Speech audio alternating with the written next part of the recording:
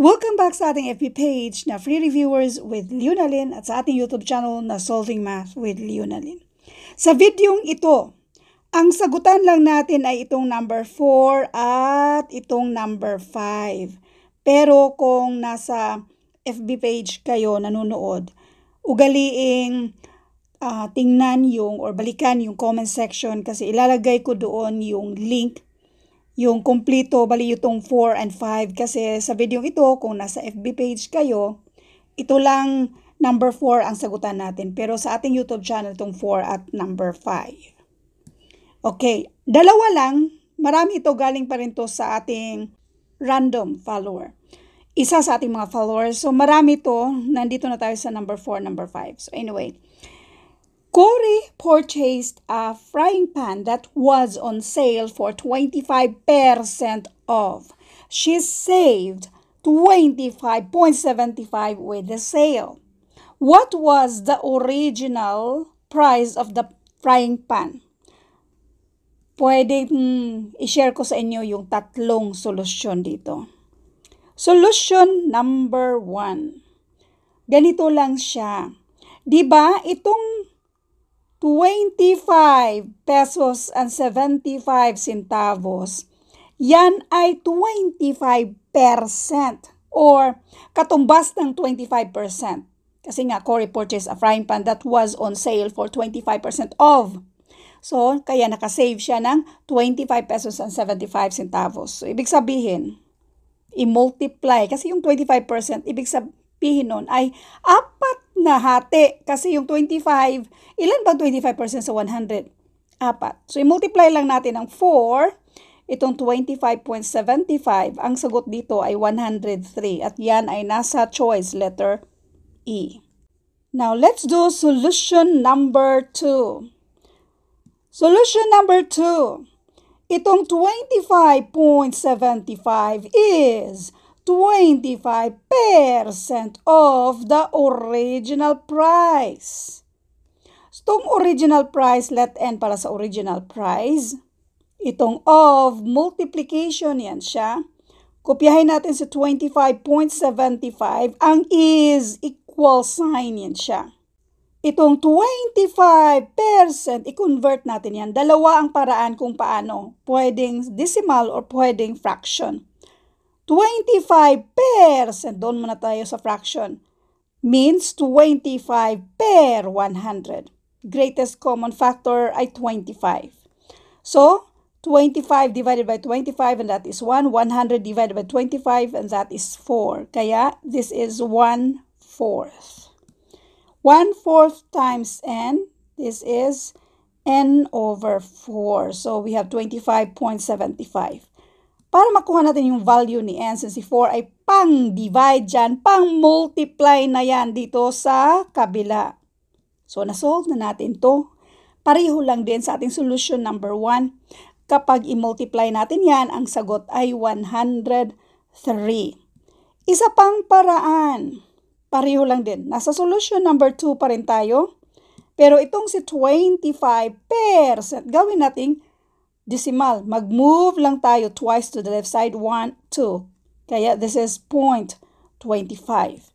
Para makuha natin yung value ni n, since si 0.25 ay pang-multiply dyan, pang-divide na yan dito sa kabila. So letter n na lang ang natitira. Now, division of decimal numbers. Kapag mag-divide tayo, itong pang-divide natin, laging gawin natin itong whole number. So, i-move natin yung decimal going to the right side hanggang ma-whole number siya. Now, twice tayo nag-move, kaya twice din tayo mag-move dito sa taas. So, ang i-divide natin ay ito ng 2,575 na i-divide natin ng 25. So, ilang 25? Si 2,575, this is 103. Now, solution number 3. Dito tayo sa tinatawag nating Canto style way of solving. Ilang 25% itong kabuuan na ito? Diba 4 yan sila? So, 25%, 4 yan siya. Ang 25%, ito yung katumbas niya na 25.75. So, lahat ng nandito ay 25.75. Lahat ng dyan, 25.75. So, therefore, i-add natin yan lahat. Pareho lang din na ito ay i-multiply natin ng 4, kaya ang sagot, 103. Next, number 5. Now, itong number 5, mapapanood nyo lang ito sa ating YouTube channel na Solving Math with Leonalyn. Bibigyan ko kayo ng 5 solutions. 5 solutions kung bakit yun yung sagot natin.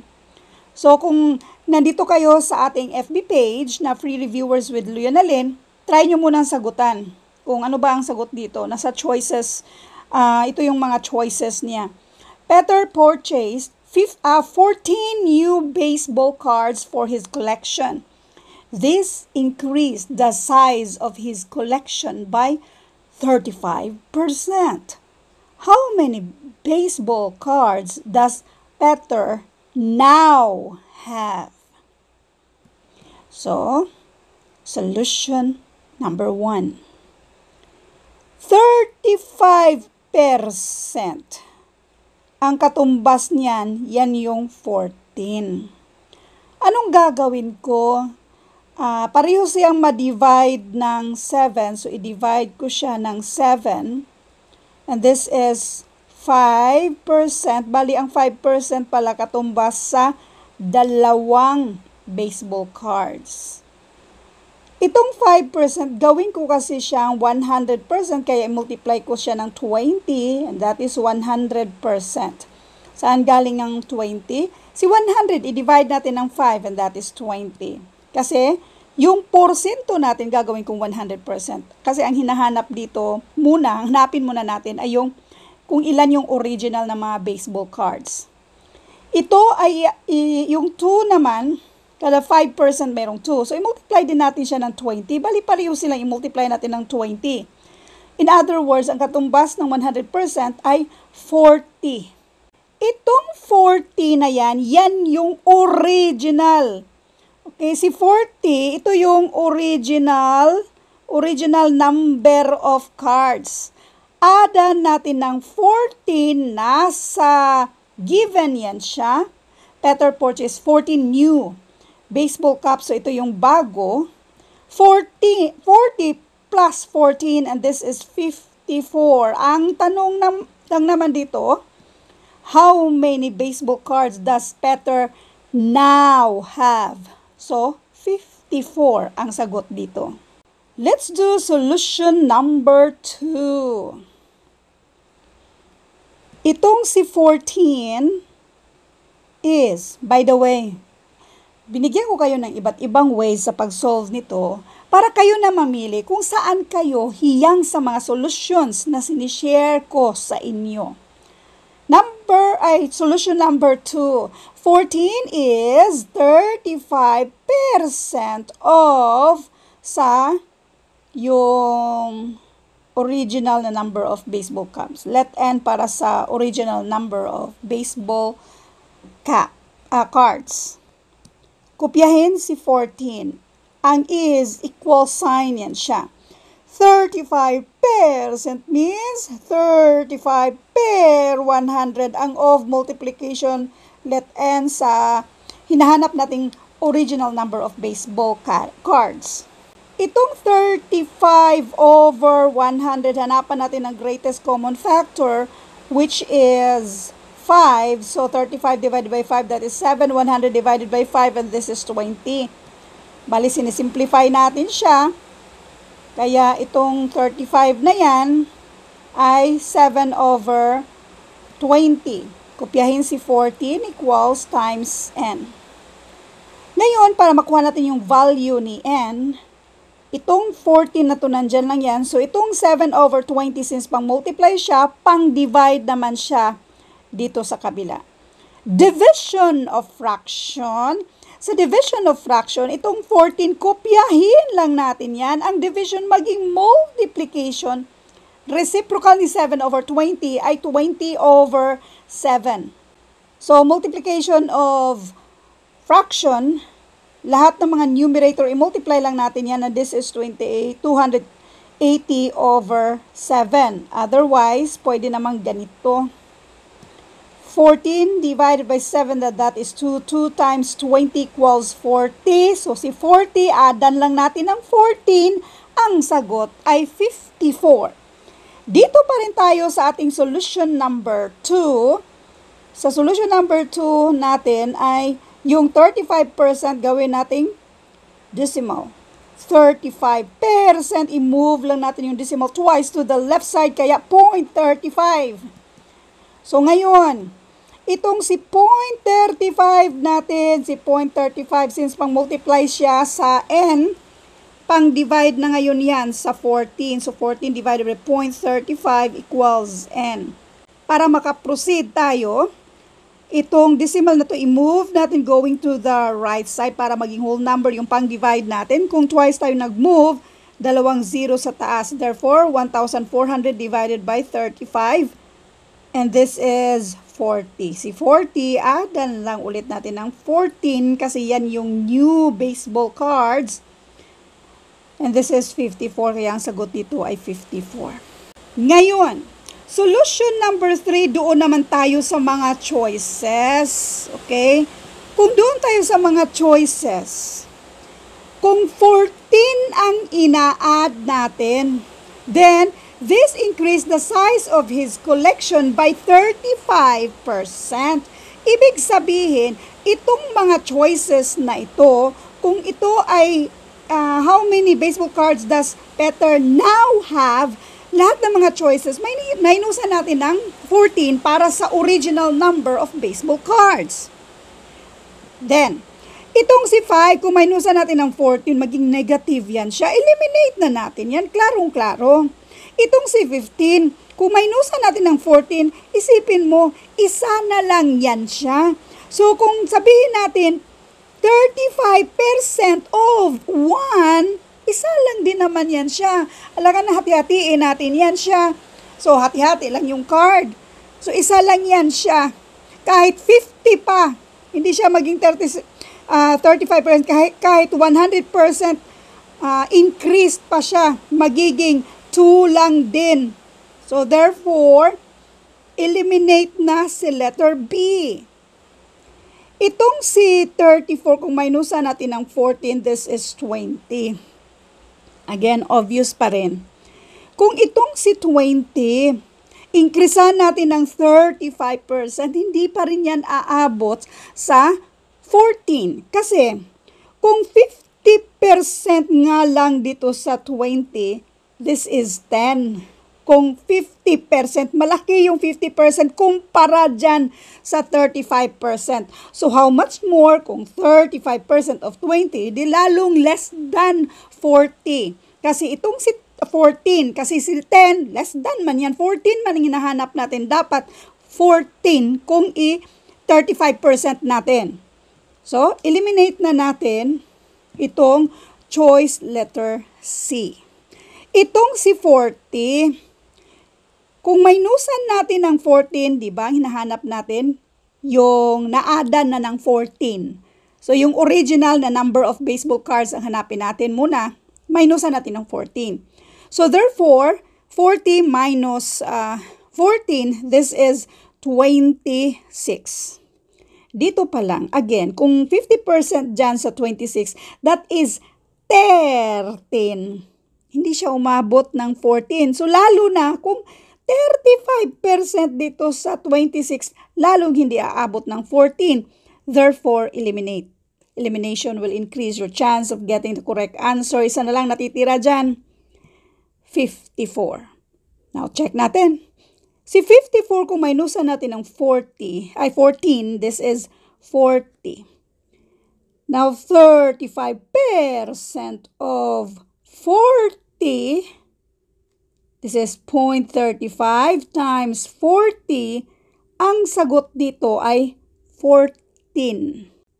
Peter purchased 14 new baseball cards for his collection.